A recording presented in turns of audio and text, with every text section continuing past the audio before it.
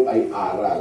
Ang sabi sa Biblia, doon sa unang Timoteo, Kapitulo 6, versikulo 3, ganito po ang nakasulat doon.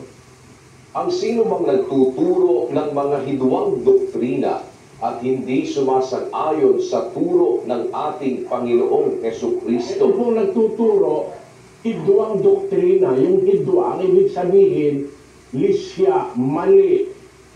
Hindi sumasang-ayon sa turo ng ating Panginoong Hesukristo.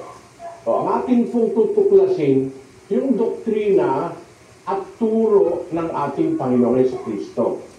Kaya nga po kasi ganon ay dahil nandito tayo sa panahong Kristiyano. Tapos na po yung panahon ng Mosaiko, yung panahong Israelita, yung panahon ni Moises.